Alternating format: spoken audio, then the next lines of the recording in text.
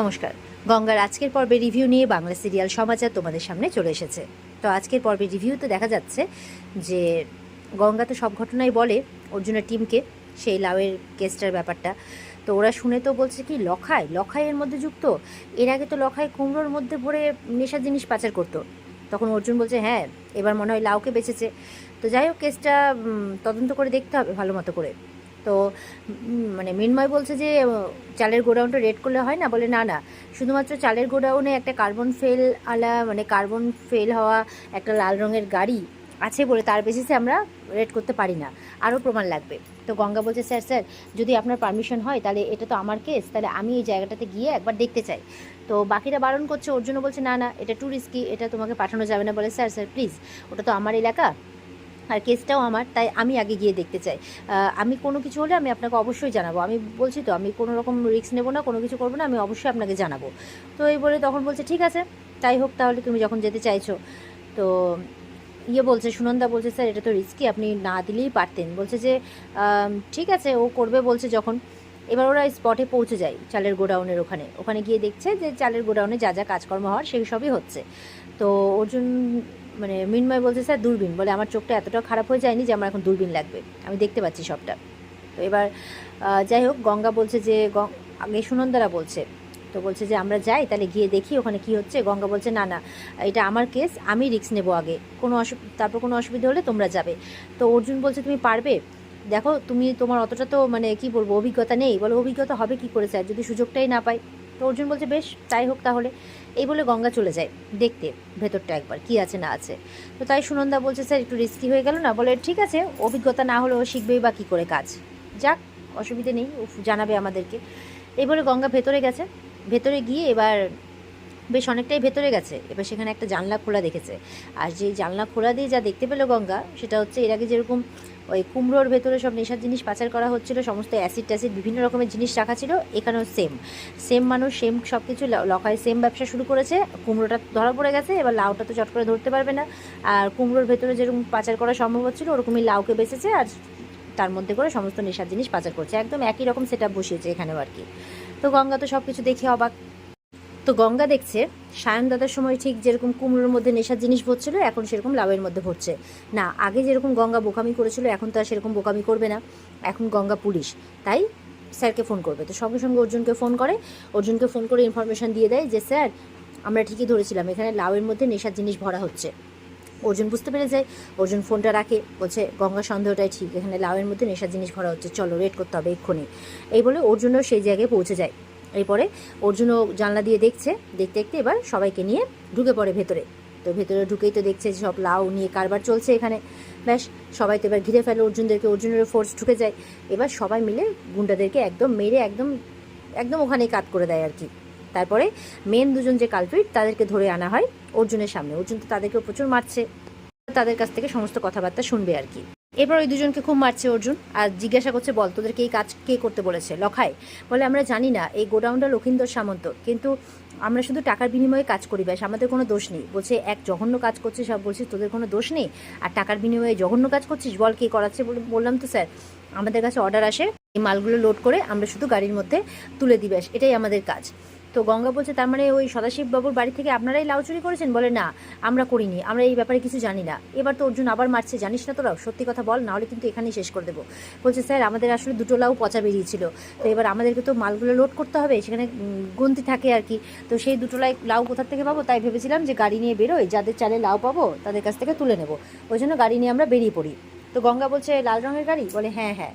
তো এই করে ওরা সদাশিবের চালে পেয়েছে লাউ, আর সেখান থেকে তুলে নিয়েছে। অর্জুন বলছে গাড়িটা এখন কোথায় আছে। বলছে বর্ডারের দিকে। আবার মারছে অর্জুন, কোন বর্ডার বল, এতগুলো বর্ডার আছে। তো বলে দেয় জঙ্গলের দিকে কোন বর্ডার আছে, সেই দিকে গেছে।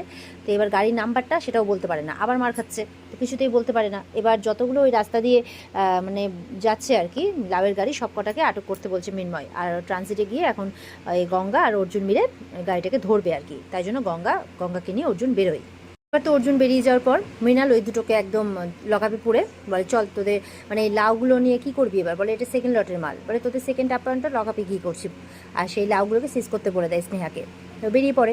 এদিকে মেঘনাথ দেখছে ঘড়ি কাটায় 12টা বেজে গেছে, মানে এখন গঙ্গারও 12টা বাজাবে, এখনও পর্যন্ত ডিউটিতে না আসা, ডিরেক্ট নাকি সাসপেন্ড করে দেবে এই প্ল্যান করছে।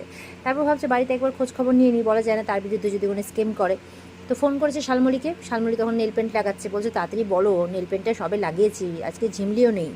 তো বলছে যে গঙ্গা বাড়িতে আছে, বলে আমি কী করে জানবো, তো তোমার অফিস জয়েন করেছো তুমি জানবে। বলে দাঁড়াও গঙ্গা কিন্তু অর্জুনের কাছে লিফট নিয়েছিল, ওরা দুজন কিন্তু একসাথে বেরিয়েছে। এবার তো মেঘনা তো অবাক, কি দুজন মিলে একসাথে বেরিয়েছে, কই অফিসে আসেনি তো এখনো পর্যন্ত, তাহলে কি দেবাদেবী মিলে ঘুরতে চলে গেল নাকি ডিউটির মাঝখানে, নাকি আমার বিরুদ্ধে কোনো স্কিম করছে, এরকমটা মনে মনে ভাবছে মেঘনাথ। মেঘনাথ এবার ফোনটা রেখে খোঁজ খবর করছে গঙ্গার ব্যাপারে। তখন একজন এসে খবর দিচ্ছে যে লখাই মস্তানের গোডাউন নাকি রেট হয়েছে। বলে কি কি বলছো তুমি, কিন্তু ওখানে তো কোনো নেশার জিনিস পাওয়া, মনে মনে ভাবছে নেশার গাড়ি তো বেরিয়ে পড়েছে, মানে এই সবের সাথে মেঘনাথও আছে, অ্যাকচুয়ালি সবই জানে। তো এবার অর্জুন ওদিকে মিডিয়া ডেকেছে থানার মধ্যে, তো মিডিয়ায় মানে প্রেস এসছে। তো এবার সেখানে অর্জুন এসছে, এবার অর্জুন চেয়ারে বসেছে, জিজ্ঞাসাবাদ করা হচ্ছে সব কিছু, যে এরকম এতগুলো নেশার জিনিস আপনারা ধরলেন কিভাবে। তো অর্জুন বলছে এই পুরো ক্রেডিটটাই গঙ্গার, কারণ এই কেসটা গঙ্গাই সলভ করছিল আর ওই আমাদেরকে সাহায্য করেছে। তো বলছে তবু আপনার কাছে দু একটা কথা শুনতে চাই স্যার। বলছে যে হ্যাঁ আমরা অমুক জায়গা থেকে আমরা নেশার জিনিসগুলো সিজ করেছি, ধরতে পেরেছি, তবে এই পুরো ক্রেডিটটাই বললাম গঙ্গার, আর ও না থাকলে আমরা এটা পারতাম না, আর ও আমাদেরকে এসে সব কিছু বলাতেই আমরা ব্যাপারটা মানে সলভ করতে পেরেছি আর কি, সবটাই এভাবে বলে গঙ্গাকে। তো এবার বলছে গঙ্গা তো আপনার স্ত্রী তাই না, আর উনি তো পুলিশ ডিপার্টমেন্ট জয়েন করেছেন। তো এবার অর্জুন উঠে গঙ্গাকে বসতে বলে ওখানে, গঙ্গা তো অর্জুনের দিকে তাকাচ্ছে, বলছে বসো বসো। তো এবার সবাই মিলে গঙ্গার ছবি টবি তুলছে, গঙ্গাকে জিজ্ঞাসা করছে যে আপনি বলুন যে আপনি এই একটা সামান্য কেসকে এত ইন্টারেস্টিং কী করে বানালেন, এই কেসটা কী করে সলভ করলেন, কী করে কী হলো, সব ব্যাপারটা গঙ্গার কাছ থেকে জানতে চাইছে। আর এই সমস্ত বিষয়টা ওদিকে মেঘনাথের যে কারিগরা মানে যারা অন্য কনস্টেবলরা আছে তারা গিয়ে দেখাচ্ছে, স্যার দেখুন দেখুন এখানে কী হচ্ছে দেখুন, গঙ্গাও আছে ওখানটাতে দেখুন। তো মেঘনাথ এই সব কিছু দেখে শুনে পুরো অবাক, ওরা হাঁ হয়ে শুধু দেখছে, ভিডিওটা লাইভ হচ্ছে। তো ওদিকে অর্জুন এবার বলছে যে মৃন্ময়দেরকে যে একটু দেখে নিও ব্যাপারটা, ও তো প্রথমবার এগুলো ফেস করছে, ক্যামেরা ছবি তোলা, ও ঘাবড়ে যেতে পারে, এটা হাই চান্স আছে, তো আমার কাজ আছে আমি ভেতরে যাচ্ছি। এই বলে ঠিক আছে স্যার। তো অর্জুন ভেতরে যাচ্ছে, তার আগে মনে মনে বলছে এভাবে এগিয়ে যাও গঙ্গা, আমি সবসময় তোমার পাশে আছি। এই বলে অর্জুন ভেতরে চলে যায়। তো গঙ্গা ইন্টারভিউ দেওয়ার পর আশেপাশে আর স্যারকেই খুঁজছে, দেখতে পাচ্ছে না। তো মৃন্ময়ের ইশারা করে যে ভেতরে গেছে। তো গঙ্গা বলছে আজকে বেটি গঙ্গা সামান্য একটা মেয়ের সামনে এত আলো স্যার, আর সেই আলোটা ছড়াচ্ছেন তো আপনি, মানে আপনি না থাকলে তো এই সব কিছু সম্ভবই হতো না, এরকম করে মনে মনে ভাবছে স্যারের কথা গঙ্গা। এরপরে গঙ্গা বলছে আমি জানি এত কিছুর পরেও আপনি আমাকে ভালোবাসবেন না, কিন্তু আমি তো আপনাকে ভালোবাসি। যাই হোক, এবার মিডিয়ার কাছে পারমিশন নিয়ে উঠে পড়ে। মিডিয়া তো আরও প্রশ্ন করতে চায়, গঙ্গা চলে যাও স্যারের কেবিনে। আর মিনময়রা বলছে ব্যাস অনেক হয়েছে আজকের মতো, এখানে প্রশ্ন ইতি এখন না। আর ওদিকে মেঘনাথ এই সব কিছু দেখে কিন্তু পুরো একদম আকাশ থেকে পড়ার মতো অবস্থা তার, মানে সে গঙ্গার সাথে কি করবে ভেবেছিল আর গঙ্গা কোথায় গিয়ে পৌঁছলো, এরকম একটা ব্যাপার। এবার দেখা যাচ্ছে গঙ্গা কেবিনে গিয়ে স্যারকে বলছে যে স্যার আপনি আমাকে একা ছেড়ে চলে এলেন, আর ওখানে তো আপনি আমাকে হিরোইন বানিয়ে দিলেন, কিন্তু সব কিছুই তো করলেন আপনি।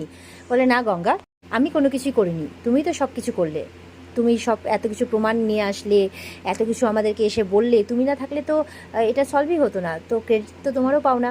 তো তখন গঙ্গা প্রণাম করে অর্জুনকে। অর্জুন বলছে আরে তুমি কথায় কথায় এরকম ঢুক করে প্রণাম করো কেন বলো তো। বলে স্যার আপনাকে তো কোটি কোটি প্রণাম করলেও কম করা হবে, আপনি আমার জন্য যা করেছেন সত্যি এটা মানে কি বলবো আর। বলে তাই, আর তুমি আমার জন্য যা কিছু করেছো সেটা। বলে আমি আর কি করলাম স্যার।